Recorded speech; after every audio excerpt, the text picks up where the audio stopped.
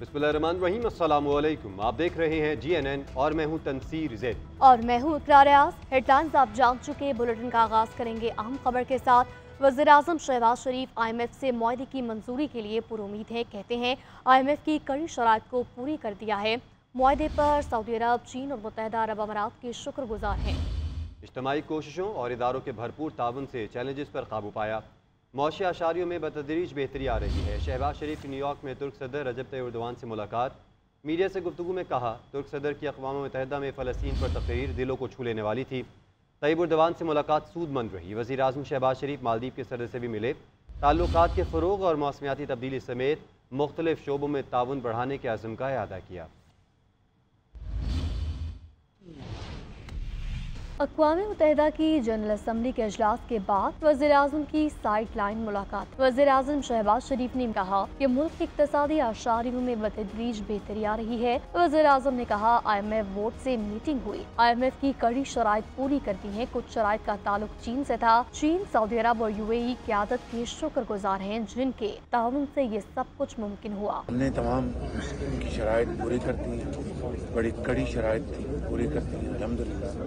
اس میں پھر یہ بات کہنا چاہتا ہوں، دل کی گہرائیوں سے اور شکریہ ادا کرنا چاہتا ہوں اپنے انتہائی بااعتماد برادر ملک سعودی عربیہ کا، چین کا اور UAE کا۔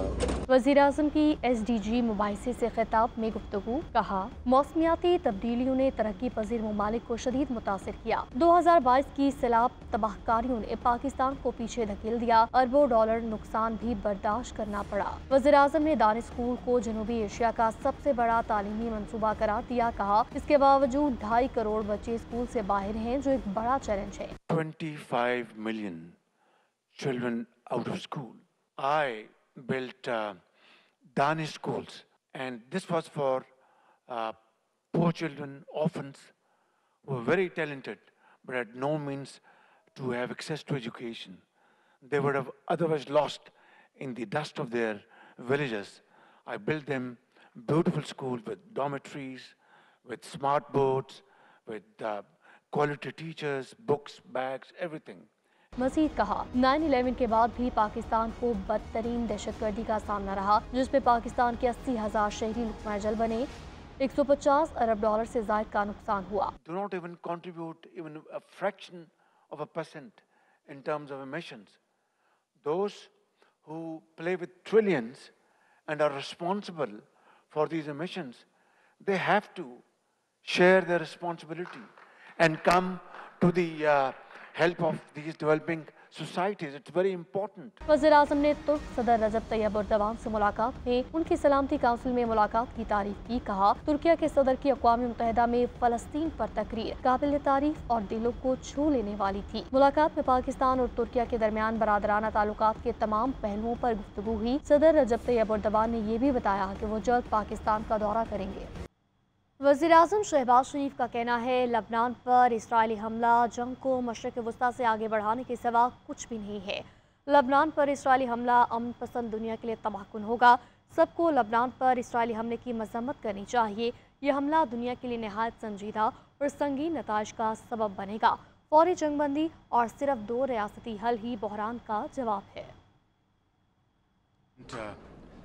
Attack launched in Beirut is nothing but a ploy to expand this war theater, which will be catastrophic for this peace-loving world. And I think we must all condemn this act on the part of Israelis with fullest force, because this is nothing but to expand this war beyond Middle East, which will be very, very serious for this world and have grave consequences. Two-state solution is the only answer. Immediate ceasefire, and then two-state solution. There is no other option. वज़ीर आज़म मोहम्मद शहबाज शरीफ की तुर्क सदर रजब Tayyip Erdogan से New York में अक़वाम मुत्तहिदा general assembly के 79वें इजलास के मौके पर मुलाकात हुई है। दोनों रहनुमाओं ने इलाकाई और आलमी अमूर बिलखसूस गज़ा में जारी नस्ल कुशी और संगीन इंसानी सूरत हाल पर तबादला ख्याल किया। मज़ीद जान लेते हैं नुमाइंदा GNN औरंगज़ेब काकड़ से। औरंगज़ेब, बताइए कि इस मुलाकात से मुतालिक। जी, वज़ीर-ए-आज़म शहबाज शरीफ इस वक्त अक़वाम मुत्तहिदा की जो जनरल असम्बली इजलास जो है वहाँ पे मौजूद है, जिस पर आज वज़ीर-ए-आज़म शहबाज शरीफ की अक़वाम मुत्तहिदा की जनरल असम्बली की इजलास के मौके पर तुर्क सदर से जो है वो दो तरफा मुलाकात हुई है। मुलाकात में दोनों रहनुमाओं का दो तरफा अमूर पर तबादला ख्याल हुआ और तिजारत, सरमायाकारी, दिफा और सलामती के शोबे में बामी ताउन के हवाले से जो है वो उस पर गुफ्तगू हुई। दोनों रहनुमाओं में इलाकाई और आलमी उमूर जबकि बिलखुसूस गजा की सूरत हाल के हवाले से तफसीली गुफ्तगू हुई।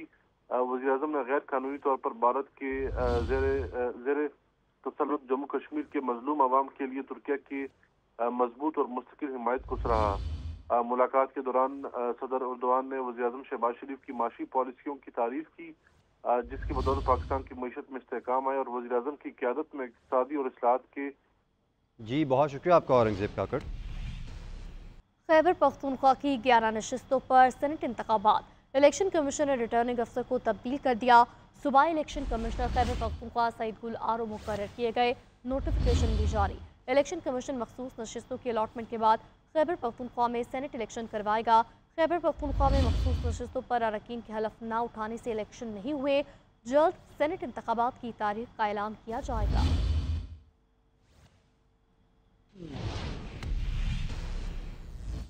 खबर यह है कि मखसूस नशिस्तों से मुतालिक इलेक्शन कमीशन अरकान की मुशावरत जारी है। चीफ इलेक्शन कमीशनर की ज़ेर सदारत आज 7वां इजलास होगा। गुज़िश्ता रोज़ होने वाले इजलास में भी इलेक्शन कमीशन कोई हतमी फैसला न कर सका। ज़राए के मुताबिक इलेक्शन कमीशन की कानूनी टीम ने मज़ीद रहनुमाई के लिए सुप्रीम कोर्ट से रुजू करने की तजवीज़ दे दी है। इलेक्शन कमीशन का मुशावरती इजलास जारी रखने का फैसला मखसूस नशिस्तों पर सुप्रीम कोर्ट में मुतफर्रिक दरख्वास्त करने पर भी गौर किया जा रहा है। इजलास में मेंबर KP ने शिरकत नहीं की। लीगल टीम ने ब्रीफिंग देते हुए कहा, मखसूस नशिस्तों की फहरिस्त जमा न करवाने पर PTI अहल नहीं। इंट्रा पार्टी इलेक्शन तस्लीम न होने तक PTI का तंजीमी ढांचा नहीं है।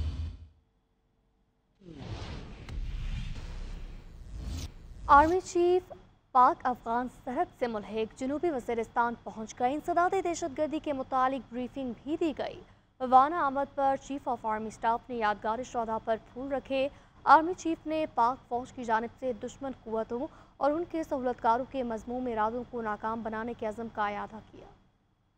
पाक फौज दहशत गर्दों के खात्मे के लिए पुरज़म है। सिपा सालार का वतन दुश्मनों को वाज़ेह पैगाम। ISPR के मुताबिक आर्मी चीफ सैयद आसिम मुनीर जनूबी वजीरिस्तान के दौरे पर पहुंचे, जहां पर उन्हें सिक्योरिटी सूरत हाल समेत इंसदाद दहशत गर्दी के इकदाम पर ब्रीफिंग दी गई। इस मौके पर आर्मी चीफ ने इंसदाद दहशत गर्दी के लिए जज्बे तैयारियों की तारीफ करते हुए कहा कि खैबर पख्तूनख्वा पुलिस समेत कानून नाफिज करने वाले इदारों से ताउन जारी रखेगी। सिपा सालार ने क़याम अमन के लिए खैबर पख्तूनख्वा के अवाम के कलीदी किरदार को भी सराहा। आर्मी चीफ ने फर्ज की अदायगी के दौरान कुर्बानी देने वाले सिक्योरिटी फोर्सेस और कानून नाफिज करने वाले इदारों के अहलकारों को खिराज अकीदत भी पेश किया। वाना आमद पर चीफ ऑफ आर्मी स्टाफ ने यादगार शोहदा पर फूल रखे, जबकि आर्मी चीफ को वाना में मौजूदा सिक्योरिटी सूरत हाल पर इंसदाद दहशतगर्दी ऑपरेशन और तरक्याती इकदाम के बारे में ब्रीफिंग दी गई।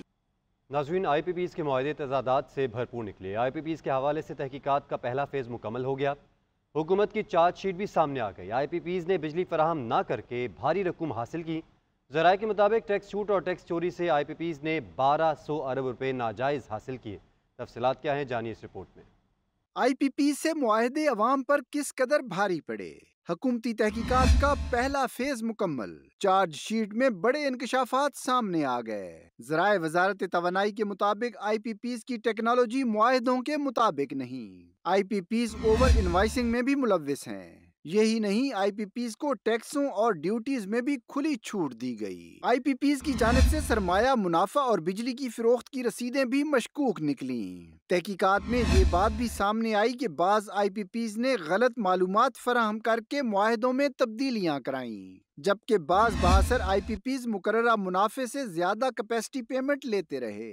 सितम की इंतहा के मकामी कंपनियों ने सरमाए को कई गुना करने के लिए न सिर्फ बैरून मुल्क के एड्रेस दिए बल्कि बाज गैर मुल्की बाअसर अफराद को IPPs का पार्टनर भी बनाया गया। ज़राए वजारत तवानाई के मुताबिक तहकीकात में ये भी इंकशाफ हुआ कि IPPs ने 2013 से 2023 तक 8,000 अरब रुपए की कैपेसिटी पेमेंट वसूल की, जबकि 1994 से अब तक IPPs 15,000 अरब रुपए से जायद पेमेंट वसूल कर चुके हैं। बाज IPPs ने हुकूमत को मुआहदों पर नजरसानी की बजाय बैनुल-अक़वामी सालसी अदालतों में चैलेंज करने की धमकी भी दी। ज़राए के मुताबिक फोरेंसिक ऑडिट का तमाम IPPs ने इनकार किया, जबकि 5 IPPs ने रज़ाकराना तौर पर निर्ख और मुनाफे की शरह कम करने का इंदिया दिया।